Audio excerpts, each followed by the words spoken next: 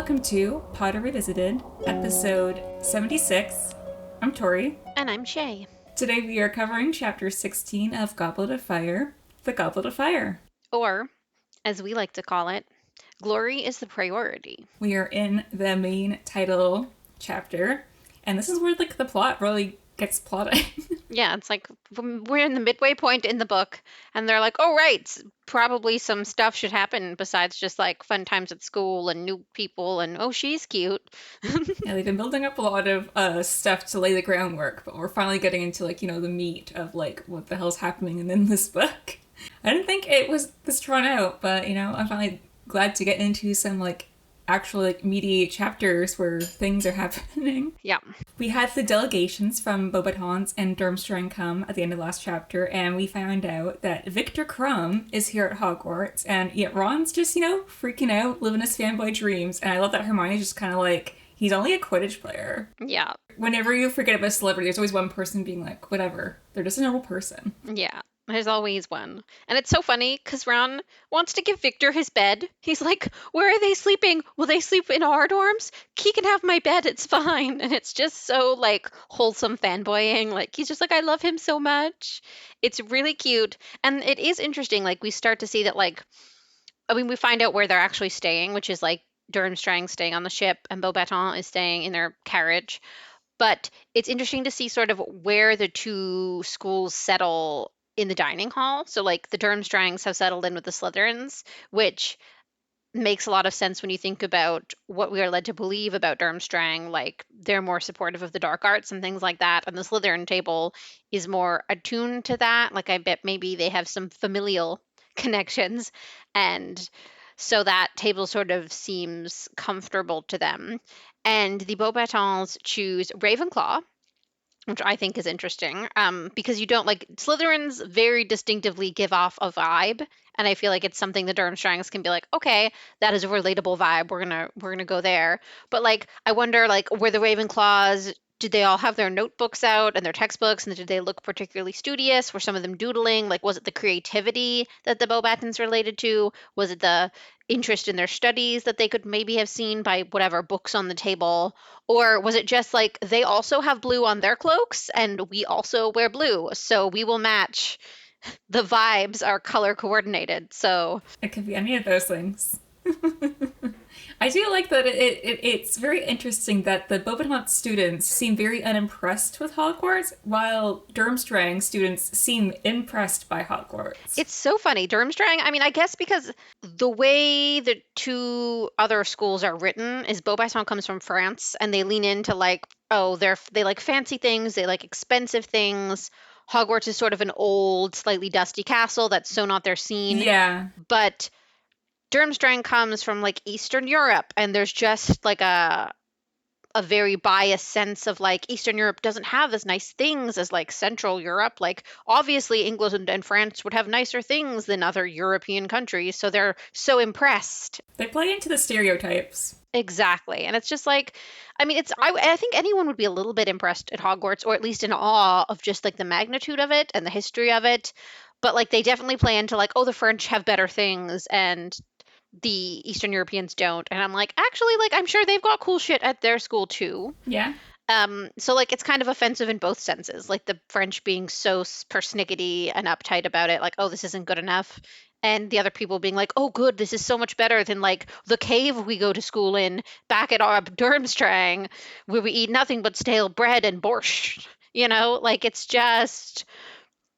It's that's just not reality. And I think it's interesting because they talk about how excited and happy Durmstrang seems. This is so cool. They're enjoying the food. They're interested in the gold plates. But in the movies, when you see Durmstrang, they just look angry and serious and cold. And I'm stop taking humanity away from them.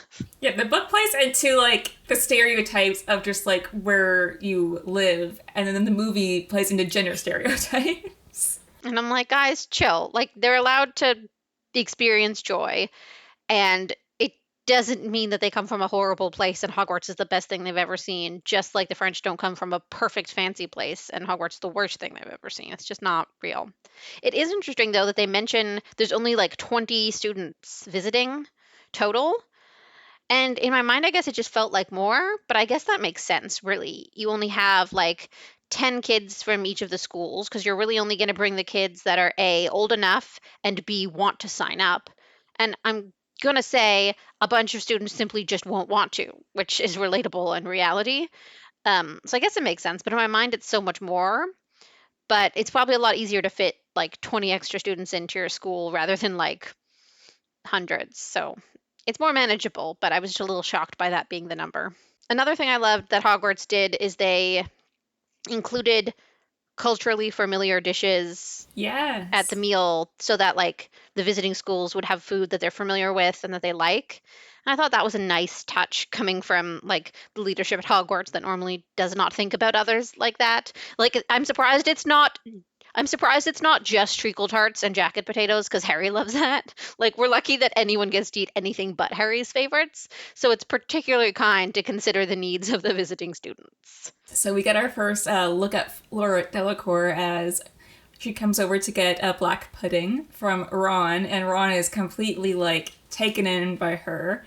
But Harry is completely fine, and he gives her the pudding, and he doesn't seem very affected. And Ron's talking about, oh gosh, she must be a Vila, like they don't make them like that at Hogwarts, and he's just like super like transfixed. And first of all, rude Ron saying they don't make them like that at Hogwarts. I mean, Hermione's right next to you and she's a lady. And so, like, that's offensive to any lady in earshot to be like, oh, we're not pretty, Ron. But also, I think even if Fleur didn't have Vila blood in her, I think it's just like seeing someone new. Like, I remember in school, we were in a very small school. When someone new showed up, it was like, oh, they're new. We've never seen them before. And there was always like a brief period of time where like whatever new girl was the girl all the like cool boys were into briefly just to like decide because she was new and exciting. And I'm sure the same thing happened with new boys. You know what I mean? Like people just something new and different when you've been with the same kids for years and years and years is exciting, you know? Yes, exactly. Yeah, something new. But yeah, we've talked a bit about like why Ron just seems so affected by the Vilas compared to Harry, who seems to like be like he was affected in the beginning, but now it doesn't seem like it affects him at all. Yeah, I think yeah, his guard was down. He was just like not he was so distracted by how gross that dish looked. And then when she came over, he was like, Although Harry is also very like into Cho, so maybe it's just that fact that like Ron is a bit immature compared to Harry and Hermione at this point, where he's like very taken in by a pretty girl, and that's kind of what he sees. We talked about last episode about like how Ron views the opposite sex compared to Hermione, yeah. of like what they look for in the opposite sex, and Ron's still very like I guess a bit like not surface deep yet. It's very surface level. Yeah, I think so. Harry's very into Cho right now, and he was like, yeah, they make them okay at Hogwarts because he's very into Cho these days. So maybe he just like can't compute. I mean, I figure like when you see someone you're interested in, there's that little like boost of like different neurotransmitters in your brain that give you that happy and excited feeling. And it like builds up, but then it falls down again. Like it doesn't stay elevated forever. So like Harry probably was already slightly had like elevated his from seeing Cho and it was already going down. And Ron hadn't had that. Like he didn't already have a part of his brain being triggered by seeing someone he was interested in. So when he saw her like that, he had more room to build up that sort of excitement. Like there wasn't something already filling that spot in his brain, sort of. You know, like when Harry closes his eyes and pictures the prettiest girl he can at this point, it's Cho Chang. And when Ron closes his eyes and pictures the pretty, it's just, whatever Natalie Dormer is in their time, just the most beautiful woman he's known.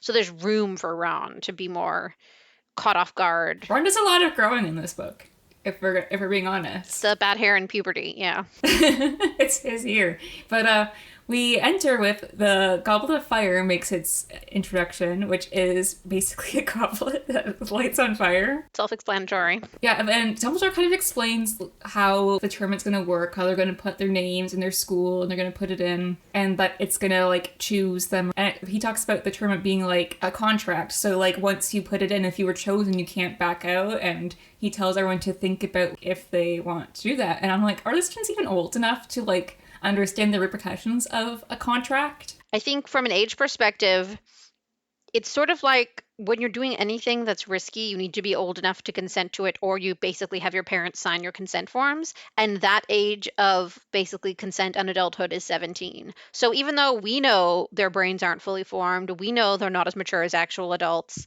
that is the age that the wizarding English, well, the UK government of wizards has decided that at that age, people can make these decisions for themselves.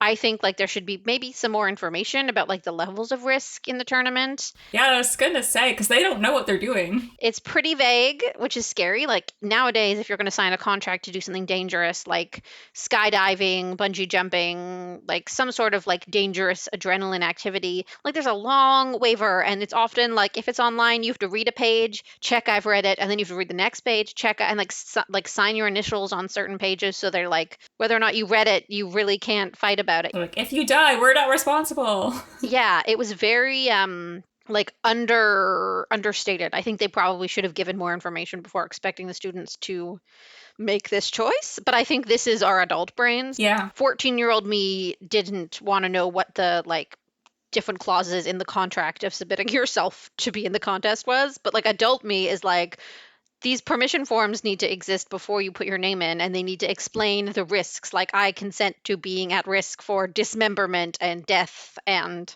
injury. It's always fun to look back because, like, obviously reading this as a kid, you're more into, like, the excitement of this dangerous thing that the students are going to be doing. But as we're adults now in, like, our 30s, and we're just like... They're going to get sued. Oh, yeah. Are they old enough to consent to this? This seems like a bad idea. They are so not. But after the spiel of the Goblet of Fire, as they're leaving, Karkaroff sees Harry and is, like, taken aback. Oh my god, it's Harry Potter! I wonder if it's kind of, like, foreshadowing for his past, as we don't know he's a Death Eater right now, but we know that he's kind of, like, icky. Yeah, he's icky. I also think, like, it's good to remind us that Harry Potter is still, like, a novelty and an exciting thing, because Hogwarts is kind of used to him. The first time Harry showed up, everyone was like, oh, it's Harry Potter. And now everyone's like, oh, it's Harry. We're used to him. But, like, people from other schools, he's still just this legend. He's just this myth. And it's just, like, to see him and realize he's also just this awkward, like 14-year-old boy with weird hair and a scar. It's probably equal parts awe-striking and also like kind of disappointing. Like, oh, he's just this kid. Yeah. Huh. He's just a 14-year-old boy. But Karkaroff also runs into Moody, who very much does not like him, which is also more foreshadowing to their beef. But we get a lot of Fred and George talking about how they want to enter this tournament, and they're, like, very desperately working on their plans, and Hermione keeps telling them, like, that's a bad idea. But it just kind of feels like they really want the money, and also, I guess they're also into, like, the glory and stuff. Yeah. Because, like, they're Gryffindors. But I feel like Fred and George are really into, like, they're really finalizing their plans for their future, and they had money from Ludo that was not real, it was fake, so it's like this is our next opportunity to get like our plans off the ground. They have to regain capital. So it feels like just a lot of foreshadowing to like what their plans are. And I love that they're like increasing their chances. They're like, we know how much the prize money is. It's going to be a lot. They've decided with Lee Jordan, like, okay, if one of us gets it, we're gonna share the money 3 ways. Like, they want to do it for the glory and the fun and the excitement, and because they never get to go on adventures. Everyone else, you know, Harry, Ron, and Hermione get all the adventures. This could be a fun adventure for them. But also, they're like, it's also a business opportunity. Yeah, I feel like they're more into it for the business opportunity. They're playing it off like, oh, we want to do this because we want to be like a Gryffindor champion. But I do feel like the money is the big like factor for them. Cash money, dollar bills. So we also hear a lot about other people that are entering and who's going to be Hogwarts champion. Everyone thinks that Cedric is super fit, which I like. Even though when Seamus and Dean are making fun of him for like, oh, he's gonna ruin his handsome face. Like they're saying he's handsome. So I just like that everyone thinks he's super fit. Good for him. So yeah, good for Cedric. Like noted, just like you never hear about Cedric, and in this book they're like, you've never heard of this guy before, but he's really hot, and everyone agrees. It was mentioned like vaguely in Prisoner of Azkaban, but just like in that Quidditch way, where it's just like, oh, he's the new captain. Yeah.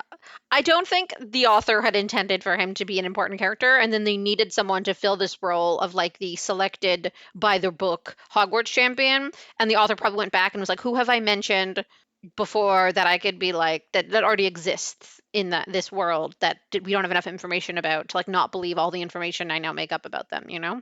And she was like, Cedric, perfect. Harry's got Quidditch beef with this guy, so there's already a level of like animosity or competition going on.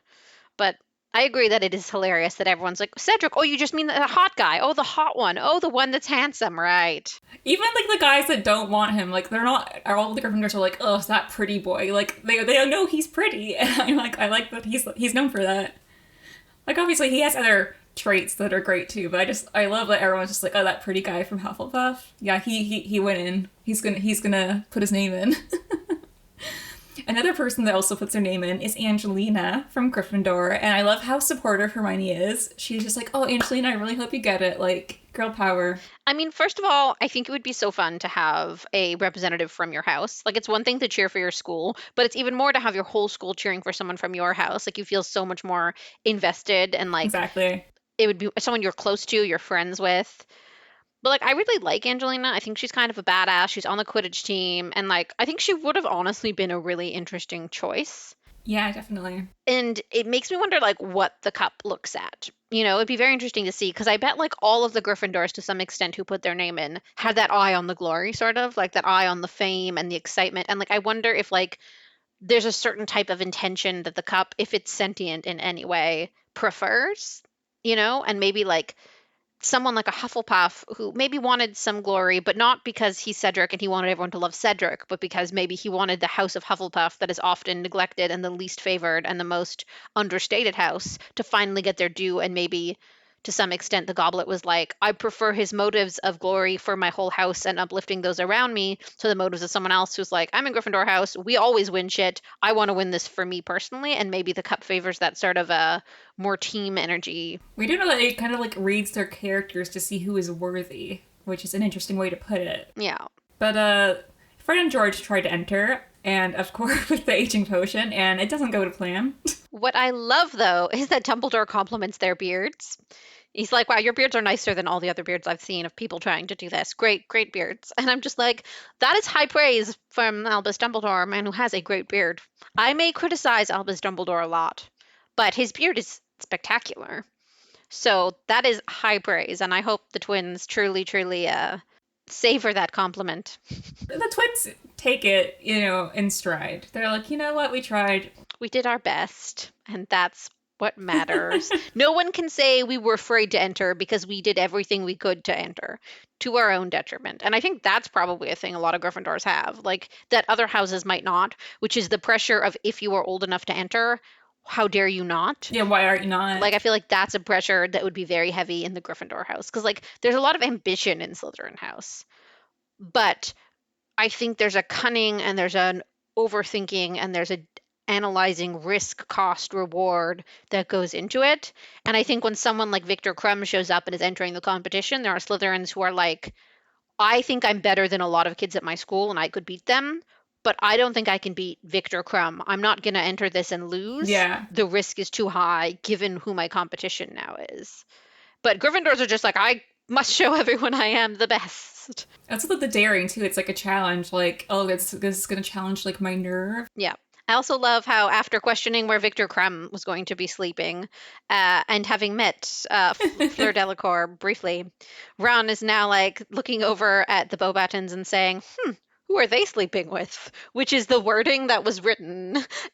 And I'm like, okay. Okay, Ron. That's the wording Ron used. Not where are they sleeping, but who are they sleeping with? And the answer is not you, Ronald. Control yourself. Ron is not the only one who's going through it with the Beauxbatons. Hagrid has also been very taken with someone from Beauxbatons. He is also dressed in like his like terrible suit. He's like tried to tame his hair. He puts aftershave on. He's getting fancy. But yeah, he's very into it, Madame Maxine. And actually he ditches Harry and Ron and Hermione to go hang out with her.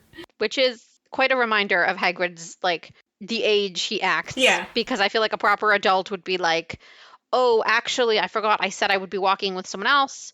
I will catch up with you late. Like, but it's so like, oh, that's the girl I like. And he completely forgets, like, oh, these children walking around outside of the school at night. unsupervised. I said I'd walk with them. They like no longer exist. They're no longer around. Before they leave, Hermione did try to get Hagrid to join Spew, but he was not interested. He's not very concerned about slavery. He's just like, oh, like that they're just made to serve humans. It's in their nature. And I'm like, Hagrid, come on. Which is so weird to me because like he loves creatures and it's almost like if he thought someone was abusing or mistreating some sort of magical being, he's the first one to be like, they deserve better. We should respect dragons. We should this.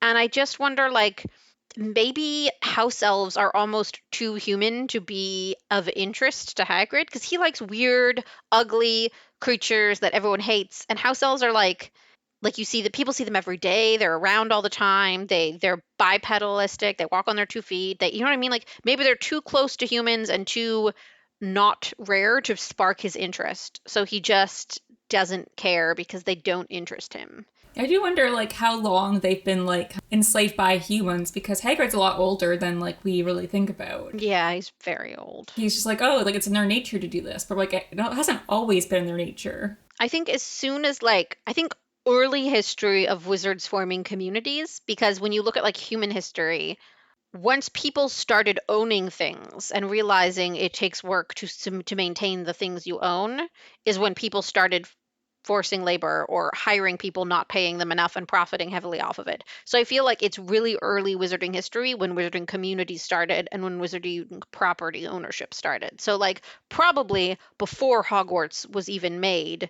Yeah. You know, before schools were structured like that, you know, some person met a house elf and then realized that if we deny these creatures access to wands, they won't be as powerful as us and we can subjugate them because that's what humans do, right? We look for corners to cut to not have to do our own work and still benefit. And unfortunately, that's how wizards treat house elves. And it's sad, but it's probably very, very old history of wizards treating them like that.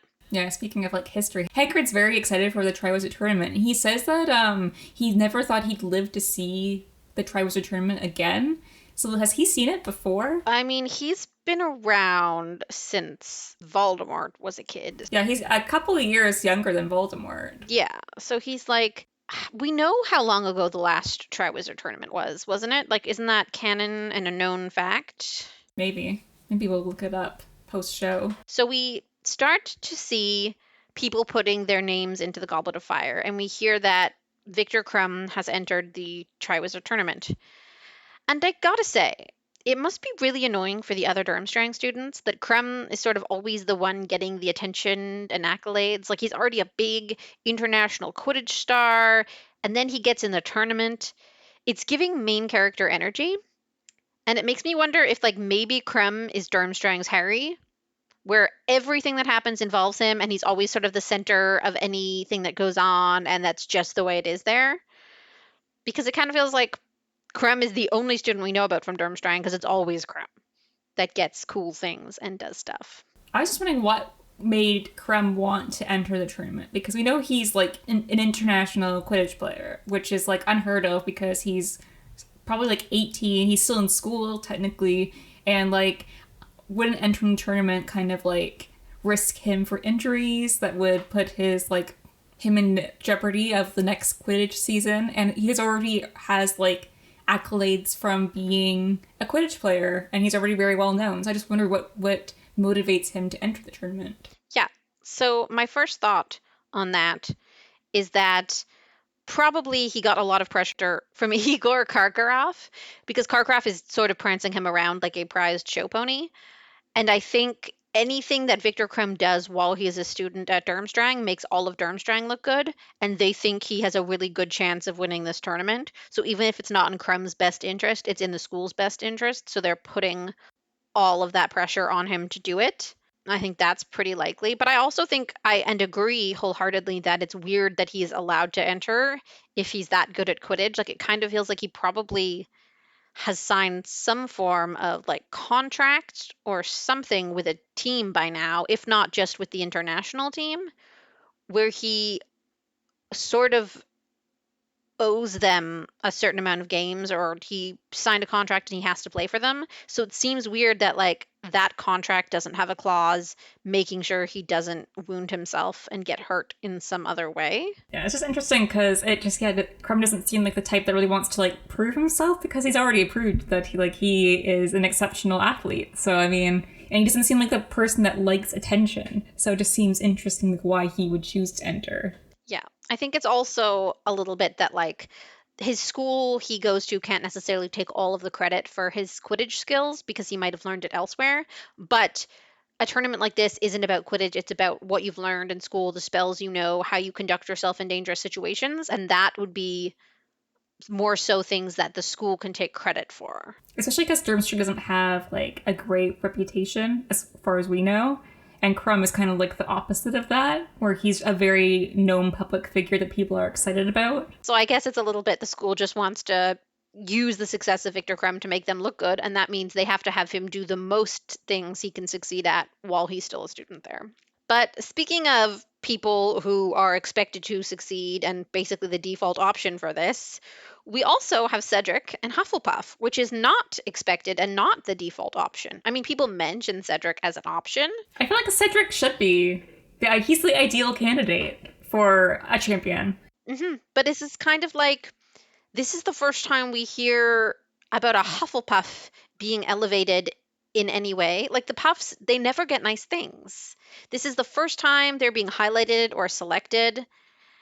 And it's so sad because once again, a Gryffindor, specifically Harry Potter, who gets all the attention, somehow steals some of that away. And I know he didn't do it on purpose, but it must suck for Cedric, who hasn't really had a lot of opportunities to prove himself or to be on a stage like this.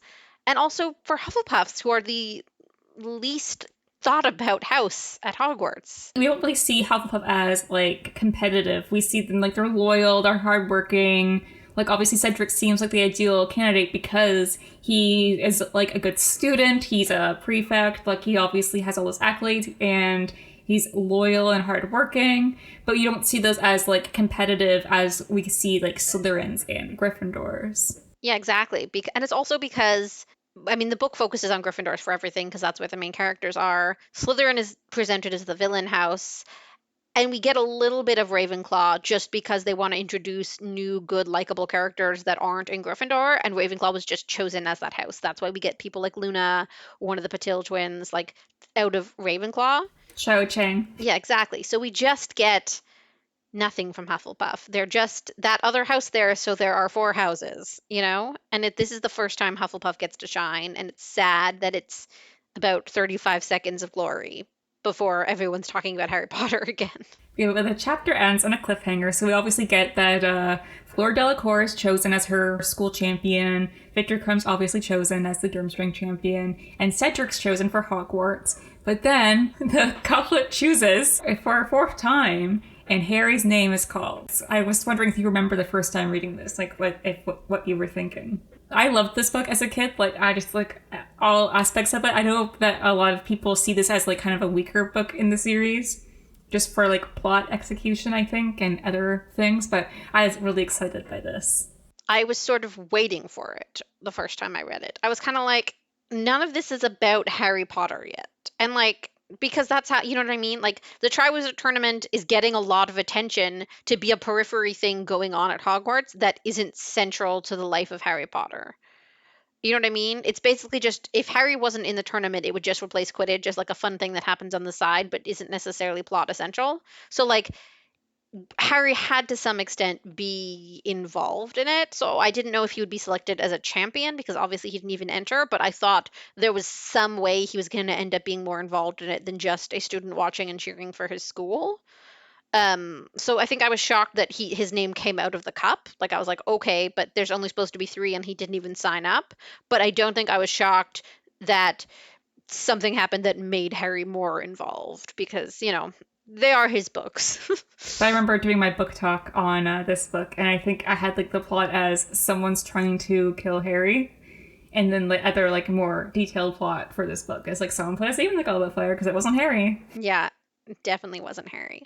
So I do have quite a lot of questions about how this happens. And we know how it happens, but I have a lot of questions about like why it was allowed to proceed, because it doesn't make any sense to me. Yeah, Dumbledore. Like, who gives the cup the authority to decide that someone has to follow through on this? The way it's presented is that when you put your name in the cup, you're signing basically a contract saying, I will follow through on this tournament.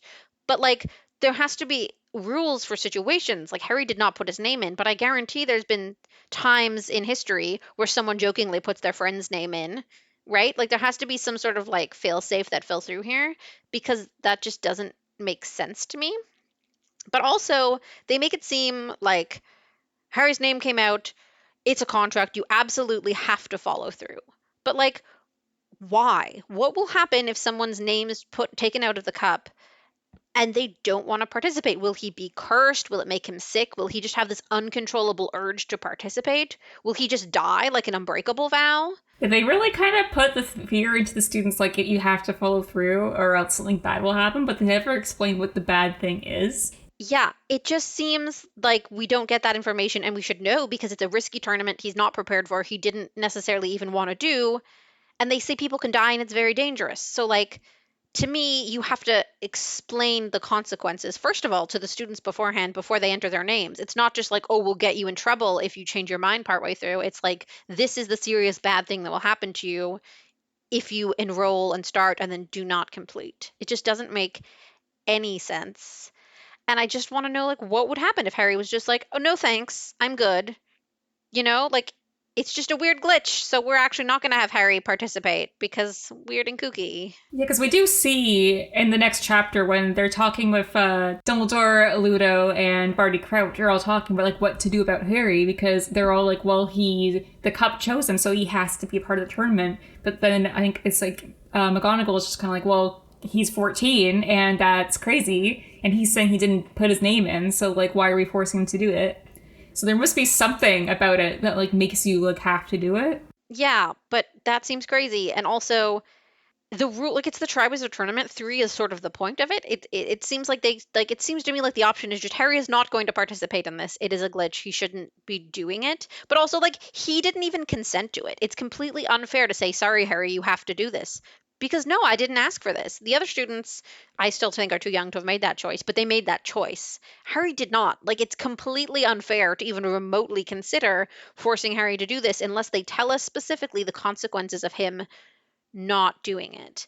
And then it makes me think, like, why did they, when they realized or decided he had to participate, not just have him half-ass or back out of every task? Because to me, that is the safest option. You know what I mean? Like, we know in the third task, Fleur Delacour gets into danger. She shoots out sparks with her wands. They're like, okay, you're out. You've forfeit this challenge, and nothing bad happens to her. So, like, why doesn't Harry start every task and then just, oh, never mind, I'm out? Or not really participate and wait till the time it runs out. You know what I mean? Like, it would look embarrassing for him, but if the teacher said you are not allowed to participate, you have to start and then immediately back out of every task because you are not old enough to be here, and it's the only way the consequence of the contract doesn't kick in. Like, that to me is an option, and Fleur Delacour backing out of the one tournament piece tells us that it's an option. And then the other thing that I've considered is that if there was truly no safe way for Harry to not participate, so like he can't just start a task and immediately quit, if that's not an option, why is it that the underage boy who does not want this is forced to be involved in something that is obviously incredibly shady? Someone definitely tampered with the cup, and they're making him participate anyway in all 3 of the tasks. To me, if you cannot get Harry out of the tournament, you have to make the tournament safe for Harry. And the first thing they should have done is been like, this year is a wash. It does not matter who wins. We are no longer having these 3 big hard tasks, because they just make up the tasks themselves and make it a game of chess, a round of Quidditch, and something else. Because if Harry dying or becoming unexpectedly dismembered is the alternative to him participating, let him participate, but make the tournament safe. Make it not this big, exciting, dangerous thing. Have them play chess. Have them, you know what I mean? Like, it's not exciting, it's not fun. Yeah. But it is the safest way to make sure that nothing bad happens to this kid who did not sign up for it, while also having him compete in 3 challenges against other schools. Just make them safe, boring challenges. Yeah, I do feel like the way Harry gets entered into the tournament is a bit of weak writing, because I feel like the plot rides on Harry being forced into the tournament, having to compete into it, which is weird. But like that's like the whole plot of the book. But like they don't really explain like why he has to. Because usually when we have magical things and like how they work, we're kind of told like, oh, this is how it works, and like this is why you have to do this. But for the Goblet of Fire, it's just kind of like, oh, if you enter, you have to be part of it because of consequences. But he doesn't tell you what the consequences are. Yeah. And also the idea that like we find out that Harry's entered because Mad Eye Moody, who is Barty Crouch Jr., put his name in and he put it under a different school, and it just feels like really weak. Like, why wouldn't they think about that? Yeah. Like as like an option, like Fred and George could have done that if they were of age, just to make sure they get chosen. Like, it just feels like really a weird loophole. So like, I get when people say that like Goblet of Fire is a bit weaker compared to the other books, where it has kind of like it kind of pushes forward the plot, but there are some parts of like when it tries to push it forward where it feels kind of like, oh, that's just kind of dumb, or that doesn't really make that much sense. It feels like a really lazy method also. Like Mad Eye Moody and or Barty Crouch Jr. can walk through the age line because he's old enough and drop in a name in the fire because he's old enough. But there should be some method of making sure it's your name you're putting in. Otherwise, Angelina could have put Fred's name in. Yeah, it feels weird. It seems ridiculous. And it's just like what it comes down to. Knowing that the schools make up the tasks, knowing Harry's too young, knowing he didn't sign up for it, knowing there's something shady afoot. Dumbledore knowing Harry's the chosen one and his life is kind of important. Despite all that, despite the tampering, they decide that a bit of glory for their school is more important than Harry Potter's life. Like, that's what it comes down to. They refuse to cancel the tournament, to change the rules, to make the task simpler, because the glory is the priority. Yep. And that's insane. Like, immediately this tournament should be A, canceled if possible, B, Harry not participate if possible, C, made safe so everyone involved just survives, and we'll do another one with proper aged people next year when we figure out what the heck happened. Yeah, they don't really do an investigation into how it happened. I think half the people are just like, oh, Harry totally hoodwinked this magical object as a 14-year-old, and then Dumbledore's probably like, oh, Voldemort's probably behind this, but doesn't explain anything. And obviously, Karkaroff and Madame Maxine are like, what the hell's happening here? Dumbledore, like, we didn't sign up for this. No, giving Hogwarts a better chance at winning or watching one of their kids die. It's brutal. I do not think that aspect is well thought out. I think there could have been better ways to have it happen. I think having it happen this far in advance of the actual tasks, too, seems crazy. Like, they should have thought of an alternative to making Harry just do it the same as the other kids with the amount of time they have before the first task. I feel like if it was shorter amount of time, like if you found out Harry had to participate right before the first task and no one had time to think through an alternative, that would have been different. But they have so much time to try and come up with a way to get Harry out of this or to look into how it happened or why it happened. And they don't. They're just like, whatever. And Voldemort probably planned for that. He's just like, they're not going to do an investigation. It's Hogwarts. They're all idiots.